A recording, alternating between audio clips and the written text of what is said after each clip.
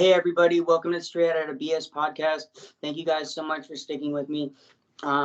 Still not sure when I'm gonna get a new computer, but I'm working on it. I have a tablet, so I'm trying to figure out how I can make that work in the meantime. But for now, I'm still doing it on the phone, so we're just making it happen still. But thank you so much for your support, and I want to go ahead and do a moment of silence for the person who's still struggling with intrusive thoughts or anything like that. So on the count of 3, I'm going to do a moment of silence. 1, 2, 3. Okay, thank you for that. And I also want to shout out all my Patreon members. I just appreciate you more than you know. And if anybody's interested in that, the links are in the description below. With that being said, I want to go ahead and introduce my guest for the day. Go ahead and introduce yourself and what school you went to and what years. Hi, my name is Alana Parkinson, and I went to Rava in the Czech Republic as well as Spring Creek Lodge in Montana. And I was there between 1997 and 99. Okay. Did you get transported? Yeah, I was kidnapped. Okay. Yeah. Can you walk us through like what led up to you being sent there and then like what happened on the day you got kidnapped? Sure. To start off, I had a very alcoholic mother, and I was getting a little tired of her, and I decided to run away and go move in with a boyfriend, and which I did. And I was also experimenting with drugs. I was mostly pot and anything natural because I was more of like a hippie surfer girl. So I really kind of like the natural stuff like mushrooms and things like that. So I was really experimenting with drugs, and then I got pregnant and had an abortion. And I think that was the final straw for my family, who was a very Christian family. And I was living with my boyfriend. My mother called me up to ask me if I wanted to have lunch, and I said okay. And because I really was interested in going back home and going back to school. I had dropped out of school, but I didn't really know how because I didn't have a really great support system. So I was hoping this lunch was going to be my talk with my family, but instead I got into the car, and when it was time to get out, my mother and my grandmother got out of the car. I was in the back seat, and 2 strangers got in the car. Their child locks were on. I tried to kick. I screamed. I flipped off. My whole family was lined up in front of this restaurant, and I flipped them all off, and we took off to Utah. And I ended up in a cabin in Hurricane, Utah, surrounded by pits, and with barbed wire in them, as well as tumbleweeds, so that if you had tried to escape, you would get stuck in a pit and hurt. So there was only one girl that did escape that place. I ended up being in the program with her a few weeks later after I was transported from the cabin to the Czech Republic. She did escape. She has a great story. I love her story. She's a very smart girl, figured out how to undo the batteries, figured out where the motion sensors were going off, and got out the window and avoided the pits and got all the way to Salt Lake City. Her boyfriend got pulled over on a speeding ticket. Wow. Yeah. Okay, this place in Utah, what was that place? Because so you got sent there briefly, and then you were like... Yeah, it was a holding place. It was a holding place for all kids in the W.W.A.S.P program. So there were kids that were going to Tranquility Bay. There were kids that were going to, Mexico. They were, well, Mexico had been shut down at that point, but they were going to all different places. I think they were trying to open up a new one in Mexico. If I remember. But everybody was going everywhere, and we met briefly, and then we'd be shipped off. That's where they basically got our passports, got all that stuff together to ship us off to another country. Did your parents know that they were shipping you off to the Czech Republic? Yes, they did know that they were, but the pamphlet that my parents saw is drastically different than my experience. Like, the pamphlet was castles and like kids going on school trips and like all this fun stuff.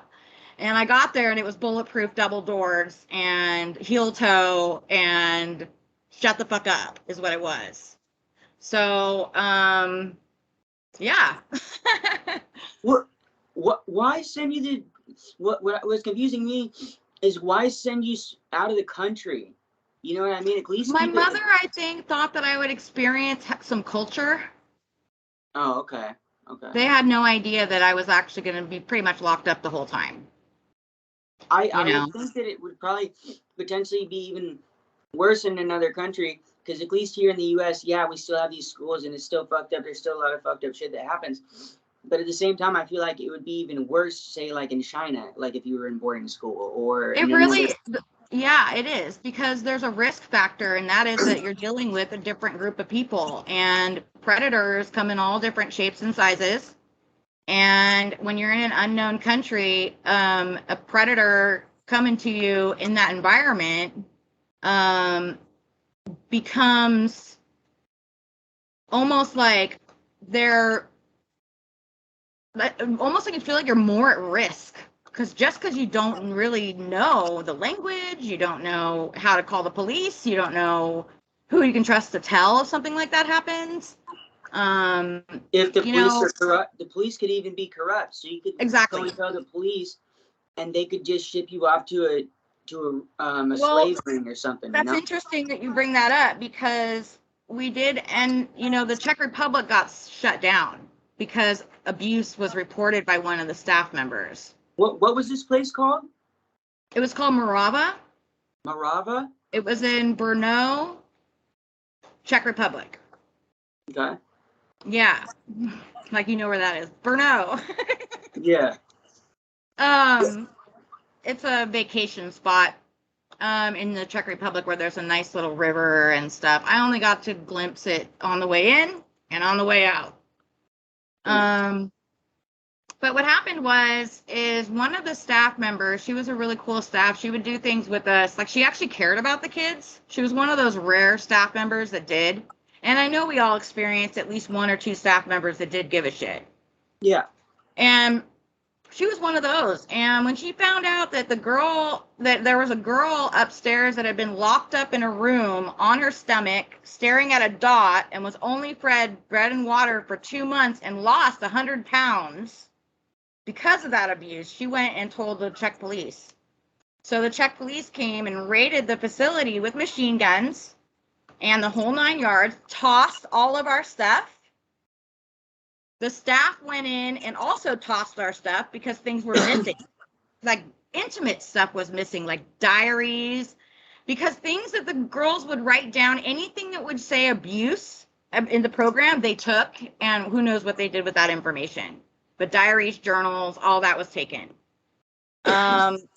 We were all put into a room. This is kind of funny. We were all put into a room while they raided the facility, and the chefs were Czech, so they made us a rum cake.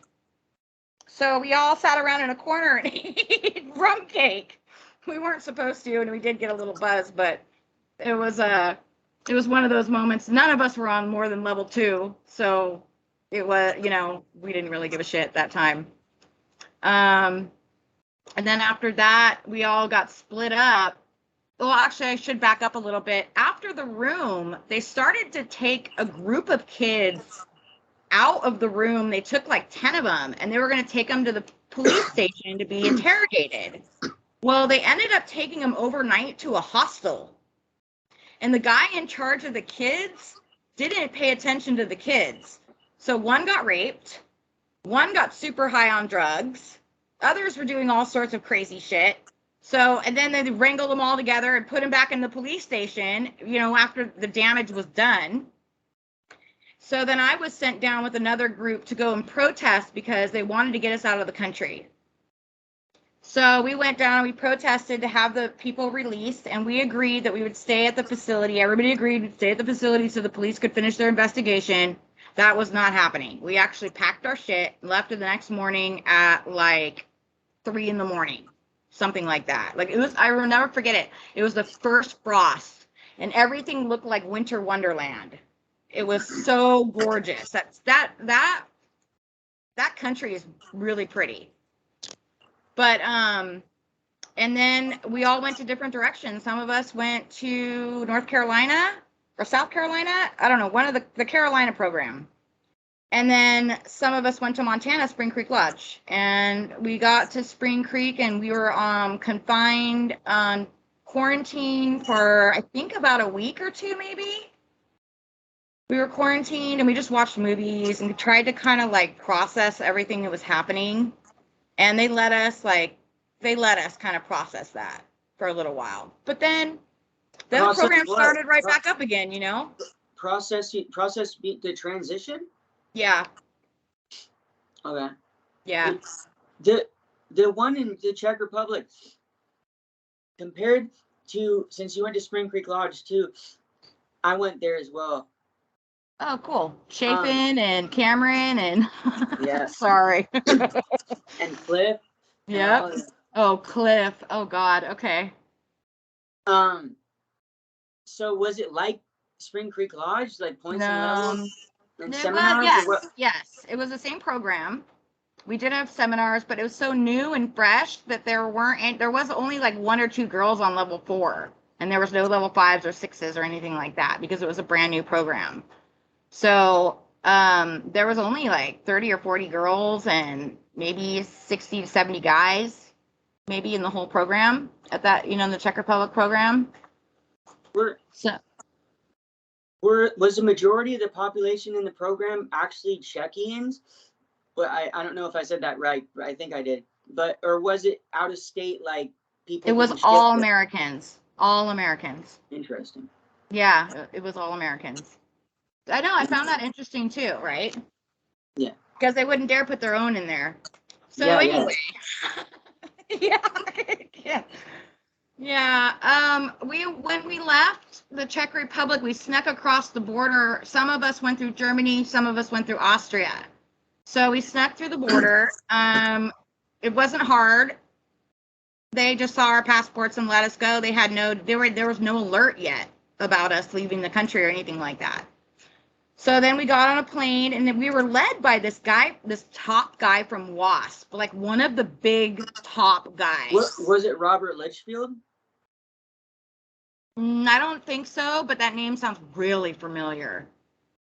It was a guy, I think his name was Bob or Bill or something like that, and he was like a top guy, and he basically had no clue what to do with us kids. He had no idea what he was dealing with. He's dealing with a bunch of delinquents who want to get the fuck out of there. So we're all a run risk. And we get to the airport, the JFK airport, and one of the girls runs, and she makes it to Central Park. Comes back to the program 2 weeks later. She'd been raped in Central Park. Wow. So this is stuff that the program is responsible for. This guy was responsible for her well-being. Anyway, that kind of stuff was the stuff that was happening. Girls being locked up. That was the terrible part, was the girl that was locked up in the room staring at a dot on the wall. That was like heartbreaking because she had mental issues. She didn't need to be in a program. She needed to be like in a psych ward. And, or with real professional mental health. And she didn't have that. And she came downstairs after 2 or 3 months after that staff reported. We saw her come down, and she was nothing but skin and bones, and she came in a fat girl. So it was hard to see that. Did they load people up on medications, or did they take them away in a place in Czech Republic? Medications were a sticky issue, right? Because if they had any type of substance, all medication were divvied out by the staff, right? So nobody, we all got to keep our medication, but the staff had to approve it, if you will. You know what I mean? So like they could decide, if they decided that you don't need that, whatever Focalin it is, or a Adderall or whatever, right? They can immediately decide that you don't need that. And, that kind of sucks. And that was the truth for some girls. Had medications fucked up because of it. I ended up being put on meds later on in Montana because I'm bipolar. And I didn't believe that I was bipolar. I didn't care. I was willing to do anything they told me to fucking do at that point to get the fuck out. You want me to go on meds? I'll go on meds. You know what I mean? Like, I didn't give a shit. I just wanted to go home. You know what I mean? Yeah. And I think everybody did. Just wanted to go home. Yeah. How long were you at the place in in the Czech Republic? Sorry. I was in the Czech Republic for 3 months. Okay. And I was in Montana for a year. Okay, I spent 22 months in Spring Creek. I was actually the last person to graduate from there before it got shut down. You're kidding me. Dead serious, yeah. Wow. See, I was there when they were building all the big cabins. The big ones. The ones on upper facility or the ones on lower facility? The ones, I don't know. I didn't know there was an upper and a lower. Oh, the lower facility would be like where the warehouse was. Upper. Okay. When you were there, where did the upper levels sleep? Well, they had their own cabin. It was, I can't remember the name of the cabin, but it wasn't one of the big ones that everybody slept in the same room, right? It wasn't one of those. It was like an actual cabin. And then they developed the 18-year-old program. This is funny. I was actually the one in charge of the 18-year-old program because I wanted to run away at the age of 18. I said, fuck you. I literally turned 18, woke up that morning, grabbed my shit, and walked out the door. And they went, where do you think you're going? Oh, I'm 18, dude. I'm out of here. And they go, no. We need to talk to you first. You can leave, but we need to talk to you first. And then they told me that I could only leave with whatever the fuck I could fit in my hands. And I was like, oh my God, I'm not going down Blue Slide Road in this shit. Like, I'm not doing it. So they put me in charge of the 18-year-old program, which was in a house out off the facility, as you would know. I wonder if that still existed when you were there. What was trainer of that program? The 18-year-old program?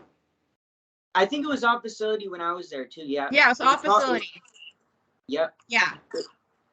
The boys' side was called the ranch, and I can't remember what the girls' side was called. I can't remember what it was either. I don't know what we named it. I know my family's name was Harmony. You know, okay. I have a lot of pictures in my home of just Harmony because it just reminds me of my family back then, and I absolutely loved the girls. You know. Yeah, my upper level family was Dream Family, so whenever I see the word Dream, it just reminds me. Family. Oh. Okay. Just brings me back because, you know, I wasn't there. I was there in the 90s. So this is like a long time ago for me. And I'm pulling up all these rusty memories, my friend. And yeah, it was really interesting. I tried to work my way up the program finally when I got to Montana. And I got dropped at level 3 in the accountability seminar by Dwayne Johnson. Was accountability one of the keys seminars? It was, no, they did keys afterwards. Oh, no, it was the one after focus, right? Because it goes sprint. It was the one after focus, but you had to have accountability finished before you could level up to level 4. I don't know if that was. They renamed that to principles when I was there. Oh, they did? Yeah. I liked the accountability name. I thought that was killer. Yeah, well, see, the whole thing about that one is you had to do the shit exactly how they said it. Like, if you messed up one thing, you were out. Like, I got chosen out like two or three times from that. That was the only one I ever got chosen out of. But the smallest thing, they'd be like, oh, well, I guess you're not gonna fucking graduate this time. Yeah. Accountability was gnarly. I remember standing up on that chair and having everybody and their mom tell you what a piece of shit you are. That was really fun. What was your stretch and focus? Oh, I was the silent slave. What? I didn't know the silent servant. That. The silent servant, but I call it the silent slave. Oh! I know what you're talking about. Yeah, the one that you had to when you were done with your performing, then I would come in and wash your feet and like feed you grapes and like do shit like that. Yeah, okay, I remember that. I was Ricky Martin. Living La Vida Loca. Oh, you lucky duck. You know, Bill Gilcrease told me I was one of the most selfish people he had ever met in his life. And I was like, why? Because I cried about this program? That's why I just cried. I sat there in Discovery and like cried about being in a program. I'm like, I can't believe my parents sent me here. And he was like, you're the most selfish person. David Gilcrease was tough though. He was so mean. He was super mean. Yeah. But and then the first guy you mentioned too, he's pretty tough too. Oh, Dwayne Johnson? He was really hard. He was really hard. He dropped me my first accountability because they thought I was having an inappropriate relationship with one of the girls. That's the black guy, right? Yeah. Yeah. The big tall one that screams in everybody's face. Yeah, he's like 6 foot something, yeah. Yeah, and he's very like direct, and he's He don't take shit not from wrong. nobody. Like, it's crazy. He didn't put up with shit. I didn't like Dwayne because he yelled at me, but I respected Dwayne. You know what I mean? Was Mr. Dave there when you were there? Yeah. Dude, that dude, I love that dude. We had also, did you guys still have Joyce? Did you ever get a chance to have Joyce? Or, there was another one that was so good. Joyce was a feisty little black lady. She was awesome. I don't think she was there when I was there. Jan. Did you ever have Jan? Yep. I know who Jan is. I loved Jan. She was my favorite. Every time she'd come, I'd be like, okay, I'm signing up for Jan's seminar. Yeah. And to staff or whatever, right? Because I always staffed, and I always took, I always had the same position, and that was the transcriber. And I always took the transcriber position because I liked to hear what everybody was saying. I loved to absorb the stories, and because, we were all experiencing something extremely unique, not great, but unique. Yeah. I think you misunderstood. So Mr. Dave, he wasn't a facilitator. He was actually at Spring Creek on the facility. Yeah. Yeah, you know who I'm talking about? Like, I think I know who you're talking about. Yeah, I think he came like on a little before I was getting ready to leave. Yeah, he was awesome because he was always like super direct, and then he was consistent. That's what I loved about him. Like, he didn't sugarcoat nobody. Like, he didn't privilege nobody. Like, if he saw you breaking a rule, like you knew if you did anything to break a rule in front of him, he was gonna call you out. It didn't matter who you were, when it was. Like, I don't know if I remember him or not. Now I think about it, but I like the way he sounds. Was Mike Linderman still there when you were in the program? Yeah. Mike. Yeah. So Mike saved my ass. Mike is how I graduated that program. Really? What happened with that? Therapy. He put me on, and it helped me to stop crying, and then I was able to like actually work my way through the program because I was a big crybaby drama queen. That was like my big feedback and stuff. So it is what it is. Thank God I'm not like that anymore. I've grown quite a bit since then. And that program kicked my ass for life.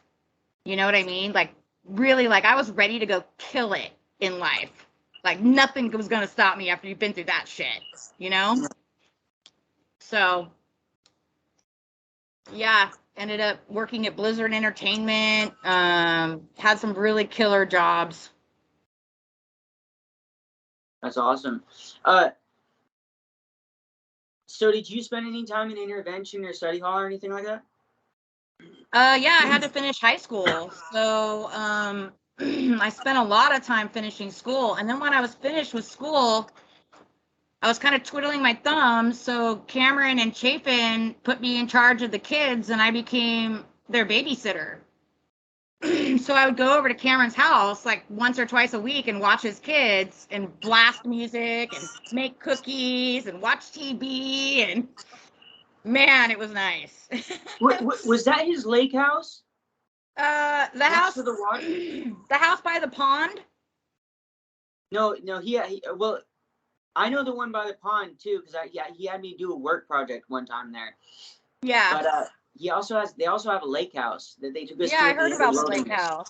Yeah, I never went to the lake house. Cameron was getting a divorce and really struggling when I came into the program.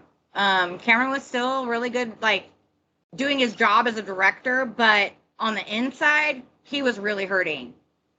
And I knew that because I would go over to his house, and you could just see it on his face. And when he saw his kids, or when he had to do the exchange with the ex-wife or whatever, like he really struggled with that.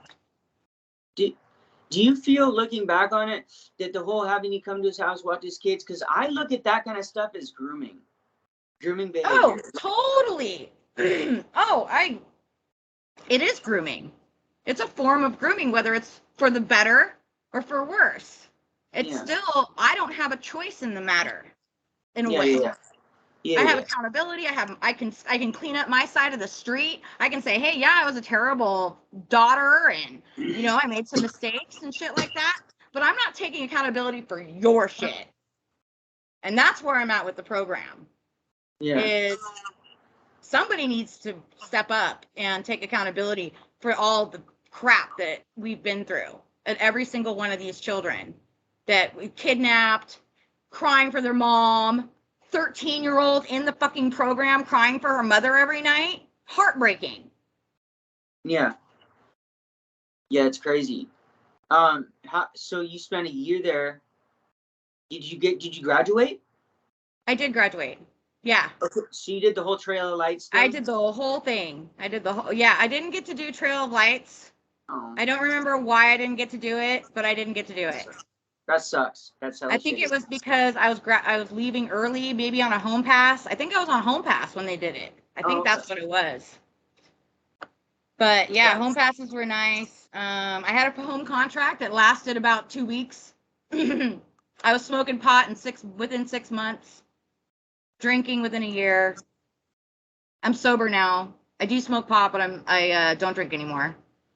I just smoke weed. I got heavy into hard drugs, and I'm like almost 3 years off of that. That's so rad. Good for you. Good for you. I mean, I'm in a program. I go to AA because you know what? I did so much self-medication because of I didn't want to face my pain, you know? And there's been a lot of pain in my life growing up. And then the program is a huge, huge wedge in that. And, you know, I always wonder sometimes what my life would have been like if my parents didn't send me there, you know? And I don't know if I would be on the streets and dead or if I would be okay. I do know, though, that I'm a better person because of the program. I see things differently. And I see people differently. And I really care about what they've been through or what they go through or who they are and all that. And I don't share my story with just anybody. You know, I only share my story with people that I'm really close with because otherwise people think I'm fucking crazy. You know what I mean? Most people do think you're crazy, or they think you're exaggerating. Or they're Yes. like, oh, it couldn't have been that bad. And it's like, yeah. Or they'll be like, I just would have ran. No, you fucking wouldn't. No. You get tackled so fast, and then you'd be like, yeah, it doesn't work like that. And you know what's sad is the kids that did run either got hurt or, you know, something bad always happened. Something bad always happened when a kid ran. Well, yeah, when I was there, they'd get crowd beat up. Like, they'd get beat up by, like, 10 or more people. Like, they'd have all the junior staff hunt them down, essentially. And what happens in the woods stays in the woods. And if you caught a runner, there was a few times where they rewarded all of the upper levels with a steak, like, barbecue. Like, they celebrated it. No, I'm dead serious. Like, yeah, I was on the upper levels, so, like, I got to see all that. But, yeah. Whenever we chase somebody, and then if you weren't running after them, like, or they were like, you're not trying hard enough, then you'd get consequence. So you had to, like, actually like pursue them. You had to. Yeah, I understand. So the consequences were gnarly. We'd always tell people, it's like, don't fucking run. Like, literally the worst thing you can fucking do is run. Like, for real. Like, if you run, you're gonna get fucked up. Like, yep. And it's like, it's out of our control. Like, it could even be somebody you like, and it's like, you have no control over that. You're still going to get beat up. Like, yeah, I remember when, I didn't know much about the guys. I remember one time I was staying in the Kwanzaa hut. Oh, yeah, because I threw a temper tantrum. And I demanded that Cameron let me stay in the Kwanzaa hut for 3 days. So he let me stay in the Kwanzaa hut for 3 days. Because I was having like a fucking breakdown. And, I remember one of the kids ran, and I remember looking out the Kwanzaa hut window and seeing all the male staff like running down in the snow, and this kid ran in the snow, by the way. And I remember thinking, what an idiot! Like, I'm sorry, but there's no place to go around here. Blue Slide Road is, everybody and their mom knows of Spring Creek, so they're just gonna make a phone call. You know, one of your delinquent kids got loose. Yeah, you and know? then they get payoffs for it. Yeah. They get paid for the shit. I remember that. There was even this one like higher 6 foot to 7 foot tall range person tried to run. He didn't even he made it he made it into the woods. I'll give him that. Yeah. Made it into the woods, but once he got like 10 or 12 people jumped on top of him, like it was over. Like yeah.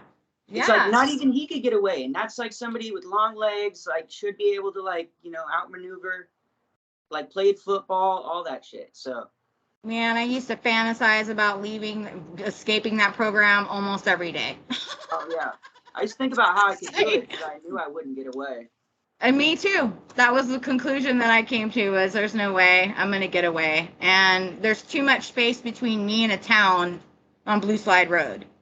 And there's only one town you can really go to. Right, Thompson Falls. Yeah, I mean, I guess theoretically you could go the other way and just drive until you hit something else, but yeah, I don't know what else is out there. It could all be. You gotta hope somebody picks you up and wants to take you that direction. Yeah, and you better hope that that's a good person that picks you up. Yeah. Yeah, and we were young kids and vulnerable, and I don't care what anybody says, but a 16-year-old male or female is a vulnerable person. Yeah, and if they saw you on the side of the road and it's a predator, I mean, they're going to probably try and give you a ride, you know. Yeah, and you know what? There are predators in the program. I can't believe it, that they weren't fired. But there was a guy that worked at Spring Creek Lodge that was always eyeballing one of the girls in our family. And it was bad. It was gross. And he ended up marrying her when she turned 18 years old. Can you believe that? No, it's pretty common from what I hear from a lot of. Well, he groomed her in the program and then married her. Yeah, I've heard similar stories. It's so really sick fucked to my up. stomach. Yeah, it's sick really to my fucked stomach. up. Like the amount of people that have come out and said that to me, it's pretty fucking disturbing. There's a lot of people, I mean, and they're not in the wrong at all for that. You know, they were being groomed and all that. So I want to make that clear. But just the amount of people that, whether they thought it was right or not, you know, they ended up fucking doing, like, either watching after somebody's kids or being groomed into being in a relationship after, or being my housewife or whatever at the house, and, you know. Yeah. And they had us telling on each other all the time, which I hated. I hated, like, when you were going up for level 4 or 5 or 6, and you had to stand up, and everybody all of a sudden got real honest. And you're like, well, where the fuck did that come from? You haven't talked to me in 6 months about how you think of what you think of me, and now you're going to do it at level 4, right? So I had a couple bones to pick with some people that I was in the program with. Well, one of the kids, I wasn't supposed to talk to the guys, but being a trainer, I got permission to talk to one of the kids that came from San Clemente, California, because that's where I'm from. So I was tripping out that somebody from San Clemente was actually in the program with me. I was like, holy shit. So I asked permission to talk to him. I sat down and talked to him. He said, yeah, I got cocaine. He's like, I fucking brought all this shit in. And I'm like, because he had been in the program for 2 years already and got back from Home Pass. They switched programs. He went from like Samoa to Spring Creek. And he had been in the program 2 years already. So he snuck some cocaine into the program. I kept my fucking mouth shut up until I was going up for level 6. And lo and behold, all the kids that were doing cocaine decided to stand up and be like, hey, Alana, we don't think you deserve level 6, blah, blah, blah. And I said, you know what I think? I think you're doing fucking cocaine. And then I got their asses dropped and I went home. But that's what it was. It was ruthless. It was cutthroat. And I was like anybody else. I'm sorry. But you know what? I was told this is the way this goes. And I'm going to play your game. And I'm getting out of here. Yeah, I mean, I made acid with orange peels and toothpaste. I did a few things. I did a few things in there, but why would you want to do fucking coke or meth in a program like that? In the program, no. Being strung the fuck out like that, like really? No, I'd be so nervous. Dude, I'd literally just be sitting there wide-eyed, like, fuck my life. This I'd be tripping. Like, yeah, I'd be totally tripping. Like, unless you were planning on running. Like, if you're planning on running, do a bunch of coke or a bunch of meth, and then that night, run your ass off. Run your ass off. Run That's the only way. 2 or 3 days. Like, just like, I don't need to eat. I don't need water. Just, I'm running. I'm running. Just some methamphetamine's all you need. You're on your way. Dude, yeah. It's just, and I'm not endorsing drugs, just to make that clear. No, me neither. But if you yeah. were gonna run, that would be a good way to do it. Dude, that would be, I feel like that would be, you'd have to be gagged on something, dude. You have to, because you got to get through an entire forest. Dude, and you gotta stand up to a bear too if it fucking comes in your way. That's true. There's bears. Yeah, there's bears and wolves, and I forgot about all that. And yeah, fuck getting caught like by a person, you can get eaten. Like, yeah, that's fucked. Crazy. That's really Montana's bad. like the worst for that. Like, getting eaten by animals. Yeah, it is. And then in the winter, it's just so much fucking snow in the winter. So much snow. I don't think I've ever seen that much snow. Like, I've never seen snow cover a car until I got to Montana. I had never been as cold. Now, I'm from Southern California, right? So I'm used to nice weather. And I had never been so cold in my entire life. I think it dropped to like -13 or something one of the days that we were there. And I was just like, fuck this shit. And I was bundled up, like layered. Like they let me layer because I was freezing. And they make fun of me because I was from Southern California and I couldn't handle it. You know what I mean? Yeah. I was like, you wish you lived in Southern California. Just kidding. Yeah, the winters there were brutal. Yeah, they were really hard. They were tough. And walking in the snow every day and the ice and the slush and I love snowboarding. I used to dream about going snowboarding in Montana. I'd be like, I wish I had a snowboard. I'd snowboard right out of here. I actually got to go snowboarding and skiing with my parents on a visit. See, that's really cool. I didn't get to do that. I think it's because I was getting ready to go home. I didn't have any home passes left or visits left. I had just had home passes. And I wanted to go home and see my family, Yeah. My dad came out and picked me up once and we did a road trip all the way back to SoCal. That was a really neat road trip. There's one thing I'll never forget, and that was we were driving along the river. There's a river to my right, and there was a rainbow, and then a bald eagle came and fucking, seriously, I'm not even kidding, flew right next to the car for like 10 seconds. What? And I was like, this is amazing. I'll never forget that moment because I felt free for a second, Yeah. Did you, was the Hobbit there when you were there? Oh, yeah. We had a girl that was in the Hobbit all the time. Like, never left the Hobbit. Did you ever get sent there? No, No, I never got disciplined that bad. I was really good at just keeping my mouth shut. Okay. And watching. And figuring out how to manipulate and play the game. Were they already threatening people with Tranquility Bay and stuff like that when you were there? Yeah. Oh, yeah. That's what finally got me to shape up, is because for the first year I was there, I was getting removed every day. They were calling support staff on me every day because I was just like, I don't fucking care. Fuck what you tell me. I'm not going to do anything. I'm not even going to I'm not even going to get up out of this chair. And so they'd have me removed, and so I ended up spending 3 days in intervention once. And that was fucking awful. Or the Hobbit. And so I kept on getting removed, and then they finally said, you know what? You can keep on fucking acting up and do all this. We'll just send you to fucking Tranquility Bay in Jamaica and just tell your parents you're sent there afterwards. Later, I find out that in the contract that your parents sign, it already signs over the right to send you out of state to another program. That's true. That's absolutely true. And I know that because of what happened in Rava. But we have no rights. We had no rights in that program, and that was really hard. To have my freedoms as a human being taken from me, just my God-given rights, God-given. I wonder how many parents actually read the contract that they signed. No, I wonder. Because if I was a parent and I read that thing, I'd yank my kid out of there so fast. Yeah. It's just like I would never put my kid in a program to begin with, but I'm gonna see. I'm gonna see if I can track down somebody that still has that contract. Like if I can track down a parent that had that contract, I'm very interested to see what all is in that contract. You know what? I might be able to get that contract for you. Okay. I have a girlfriend whose dad kept everything. Okay. So one of my best friends is I met in the program. And we still talk all the time, and we're very close. And there was a girl we were looking for 25 years. We've been looking for this one girl, and we found her just 2 months ago. Was she from Spring Creek? Yeah. Yeah. Took us a long time to find her, but when we found her, it was a big deal. It was huge, but she's doing great. Her life is fantastic. Like, you know what I mean? Like, it's great. Some people don't want to be found. And some people, you find them and they're dead or fucking strung out on drugs. Oh, drugs. That's a big one. We had a lot of people die right out of the program. More than I would like to, see. No, I wouldn't like to see it at all, but do you know what I'm saying? Like, yeah, more than you would expect. Yeah.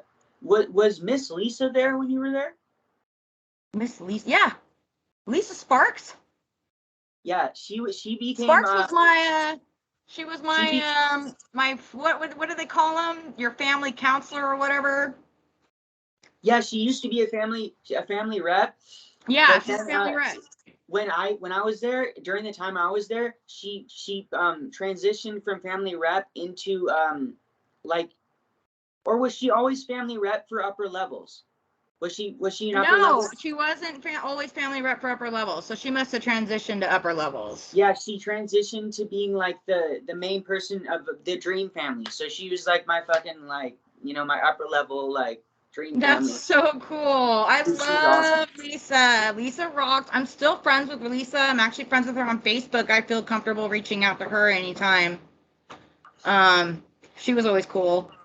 But a lot of the girls have moved on and have very successful lives now. And they do not talk about the program. The program is taboo in their life. They do not talk about it. It didn't exist. They never went through it as far as they're concerned. Where are you on that? Which to me is bizarre, but where are you on that? Like, do you think about it a lot, or? You know what? I've been in therapy my whole life, and I just had my brain scan 3 years ago, and I found out that not only am I bipolar, but I have PTSD and ADD. So where I land is, it's important for me to talk about it, but I only talk about it with my therapist and people that are close to me. Yeah, that's the same things I have. I have bipolar, PTSD, and ADHD actually. Yeah. And some brain damage from fetal alcohol effects.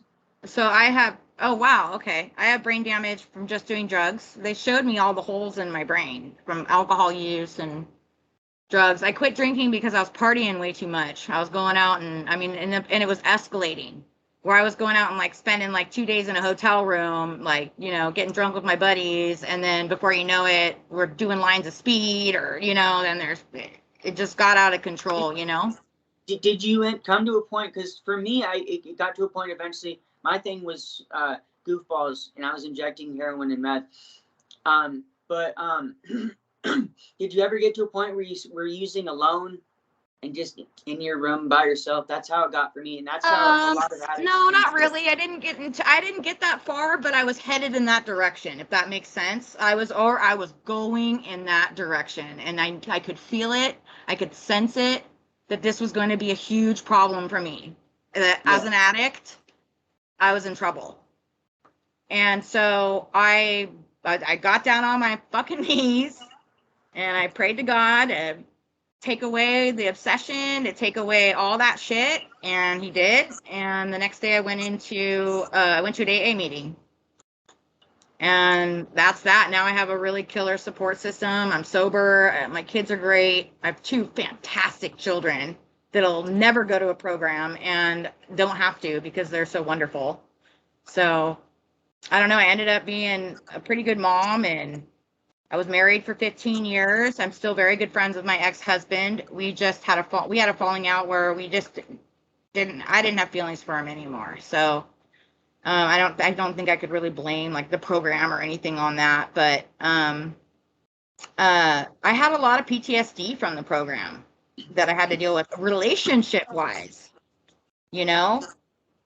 trust issues, major trust issues, especially with adults or people that were in authoritarian positions. Okay. What in the Roma, compared to the premier seminars that Spring Creek made us do, what were their seminars like? Let's see here. We had discovery, focus, accountability, and then 2 keys. Okay, so it was the same exact seminars? Yeah, I think that they just changed the names for you guys. Okay. No, but did you guys have 1 keys or 2 keys?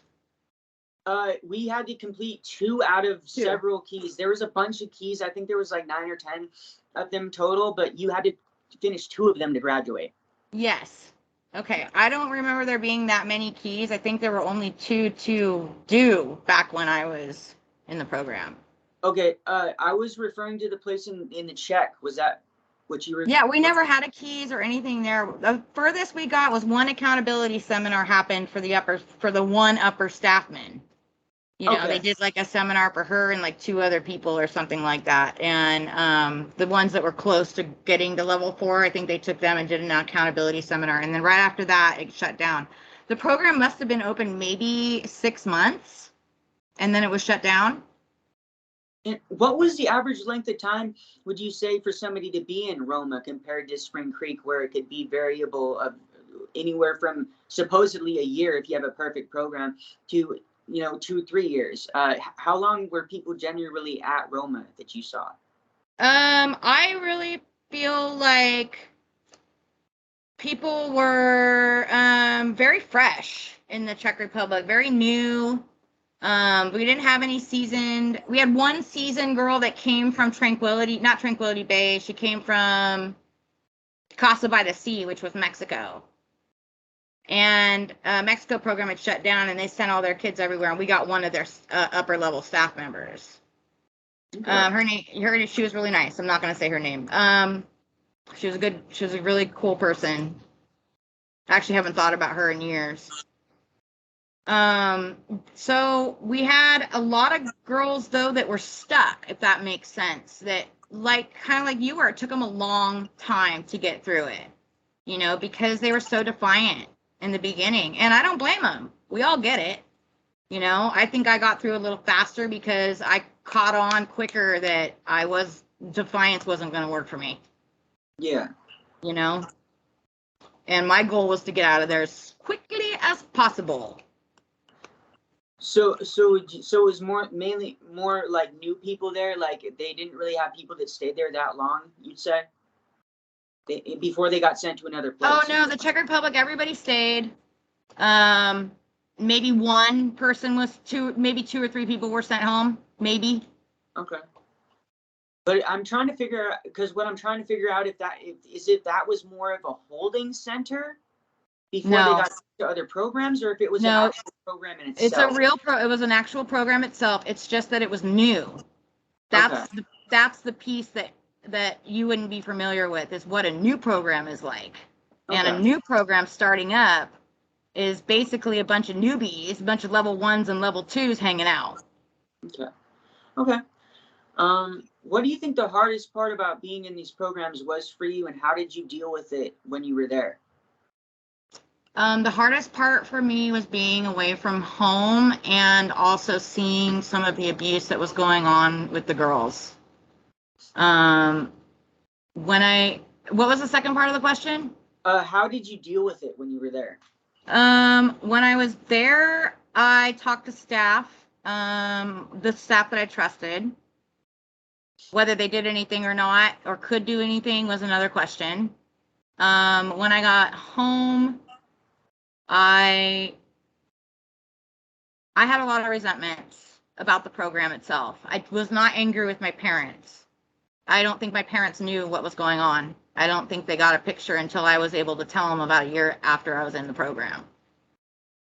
Because I wasn't able to talk to them on the phone and tell them the truth because staff was there. I wasn't able to write it in a letter because the staff read my letters.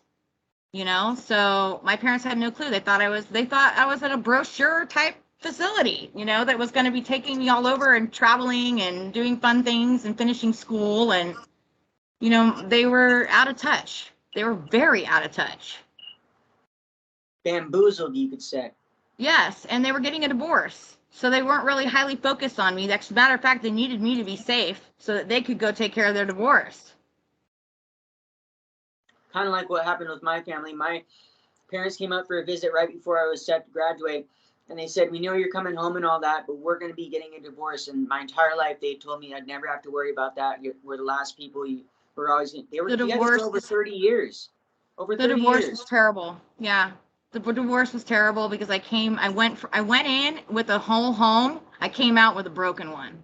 Same here, yeah. Yeah. And yeah, it was hard. Having to see my dad cry every day and stuff. Oh, yeah. You know. Yeah, and my mother cheated on my father with her fucking fitness guy. Like, I had to watch that shit. And I was like, Mom, are you stupid? She's getting boob jobs and a Mercedes Benz and, you know, I mean, my mother and I have a great relationship right now. But back then, I gotta tell you, I thought she makes some stupid moves, you know? But she's a really good person. She's just like me. We're both bipolar. We're both alcoholics. We're both, you know, it's just that she had a way different life than I did, for sure. Where are you with your parents? Have you talked to them about how being in the program affected you? Could you ever forgive them? My thing is, I've forgiven my parents, but I'll never forget it. Yeah. Where are you with your parents? I'm at the forgive and not forget stage, for sure. That'll probably be for the rest of my life. But I have a great relationship with them. We spoke about the program and all of my issues with the program when I got out of the program. That was one of the first things I dealt with, was talking to my parents about how I felt about what the fuck they did. Okay. And my mother cried. My mother had no idea. She was very upset. My mother has been apologizing to me for the program for 25 years. And so has my dad. My dad kind of subtly does that in his own way. My dad has Alzheimer's. But every single time I go to see him, he asks me, hey, Jordan, I just want to know, did you get something out of Spring Creek? Did it help you? Or, like, how was it for you? And every time I'm just like, it sucked being there, but I'm kind of glad I got sent there, because I just don't want to, my dad's been through enough. I don't want to sit there and be like, oh, you're so, like, just tell him exactly what happened, because I don't want that on his chest. You know, he has Alzheimer's. Like, I love my dad more than anything. And I don't want him for a second to feel guilty, even though he is guilty of sending me there to some extent.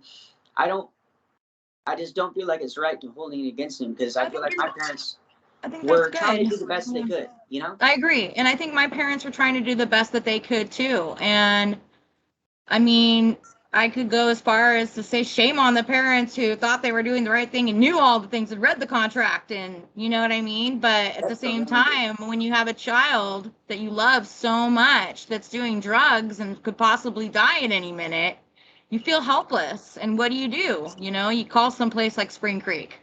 And they prey on that desperation. They do. And that's the problem, is it's not the parents, it's the program. Maybe it is the parents. I mean, some kids come from some pretty abusive homes, but I'm just saying, like, the program needs to be held accountable. It needs to go through its own accountability seminar. Did you go on wilderness when you were there? No, I didn't. I didn't do any of that. I have some friends that had done it. There were some friends who had done the wilderness program, but it didn't work for them. So then their parents sent them to this program. Okay, so what was that? Did Spring Creek not have their own wilderness program at that time? It was a separate. No, they didn't. No, they didn't. That must have come later on. Yeah, that must have come later on, for sure. Okay. Yeah. Spring Creek was a trip. Mike Linderman, like I said, saved my butt. I was able to deal with my molestation with Mike Linderman. So I had a lot of issues with things I didn't talk about, which is probably why I was such a crybaby, you know, and I was scared. And,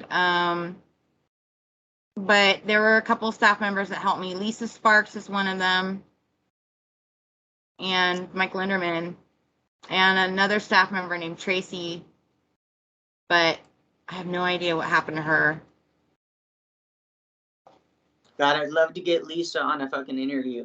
That'd be fucking awesome. That would be so cool. Should I reach out to her? You want her? You Want her should. info? You should. If it's this, I just hope it's the same Lisa. I think it is.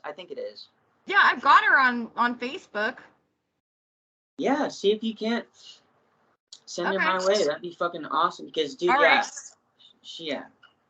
Let me write that down. Okay. And then you want a copy of the contract too, right? Yeah. That they send the parents initially. Yeah. I love what you're doing here, interviewing everybody. I think that everybody's story should be put out there. I wish that I could tell the stories of some of these other girls, you know? Yeah. Like the girls that went into the hostile and ended up in the Czech police station getting, they were strip searched and taking pictures of naked and terrible things. And I wish that some of them could tell their stories, but unfortunately, I already know a couple of them wouldn't touch it with a 10-foot pole. Yeah. At Roma, the staff there, did you feel like they got off on the brainwashing the students and stuff like? Do you feel like, because for a lot of people that I've interviewed that were in programs in other countries, they've conveyed to me a lot of anger and kind of just bad sentiment towards Americans in general. Yes. Did you feel that there? Yes, absolutely. Yeah. The Czech people did not like Americans. Okay. So for instance, we were in front of the Czech police station trying to get everybody out. We were protesting, and we were kind of screaming pretty loud, my friend and I. One of the Czech police officers raised his machine gun, pointed it at us, and said, "Fuck you, Americans." They hated us. And we had some staff members that obviously didn't like the kids because they were assholes. Okay. And then we had girls that were being preyed on by some of the male staff members. Yeah. The Czech male staff members would be like, "Oh, Romeo and shit." And, it was really inappropriate. These girls were from the ages of 13 to 16, 17 years old. Yeah. Okay. Yeah. It's very interesting to me. I mean, I'm not extremely surprised, but it's pretty fucking interesting how when you leave the country, there's so much of this anger and sentiment that's taken out on our children and our teenagers in these programs. Not to say that it's just other countries doing it. We do it too. We're just as guilty of it doing it here in the USA. But I feel like when people leave this country, things can get a lot more dicey for them. It's very scary. Yes. Yeah. And that's what I was kind of talking about in the beginning of the interview, was that feeling that I'm in a foreign place. I do not know this culture. I do not know these people. They do not like me. It opens the doors for predators, and it opens the doors for somebody to have the excuse to be a real dick. For sure. What was the craziest thing you heard about or saw in either of these programs? And was there anything good that you gained out of either of these programs? Okay. The craziest thing, I mean, I gotta say the Czech Republic was the craziest thing when it got shut down and the girls were taken away, and girls and guys taken away and held in a place they shouldn't have been and ended up getting really hurt. That was the craziest thing to me. And also being shipped off, being kidnapped and stuff was also probably up there. The kidnapping was scary. I still have nightmares. But I took away a lot from the program. What I learned, and this is going to sound terrible, was I learned how to manipulate. And I learned how to be strong about it. And I didn't have to lie either. So it taught me about being accountable. That was probably one of the major takeaways that I took away from myself, was that I was no longer going to let anybody push me around. I wasn't going to be the crybaby anymore. I wasn't going to do any of that shit anymore. It was going to be a new person. And I changed overnight. Overnight, I changed in that program.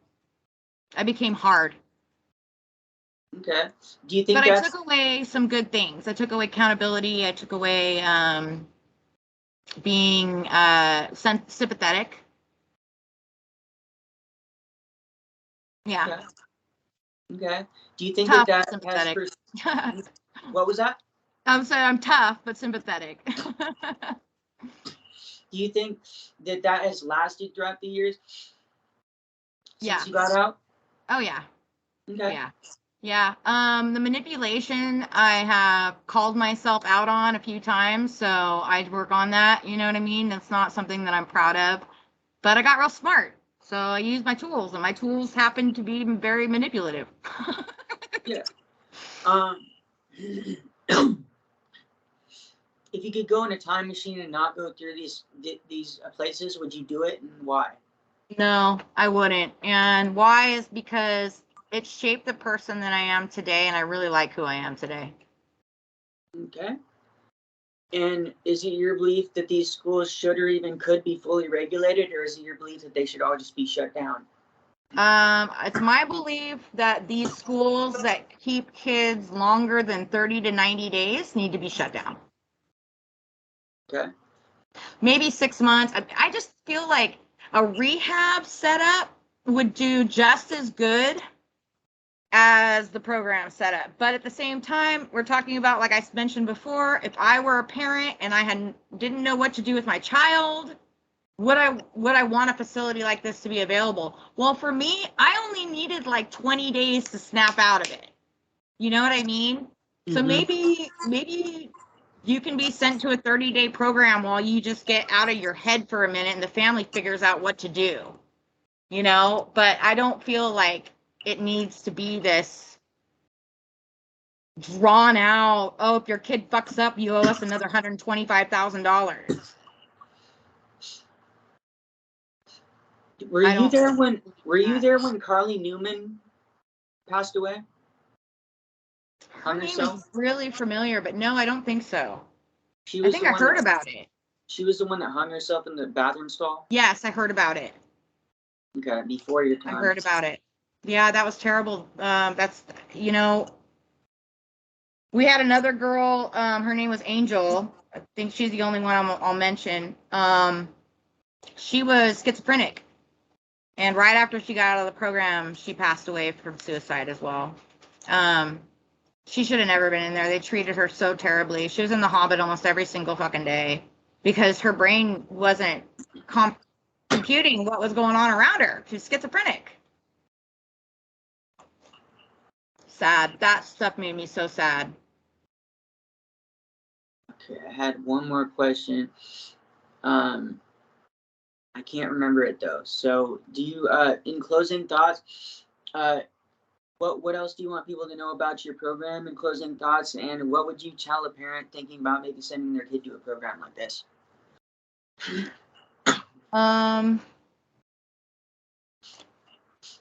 I don't know. There are other programs out there to consider besides W.W.A.S.P. I would not send my child to a W.W.A.S.P. program.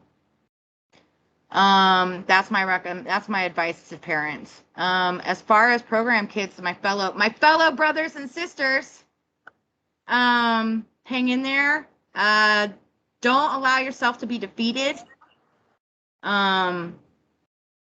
Keep growing. Reach out to other program kids to talk.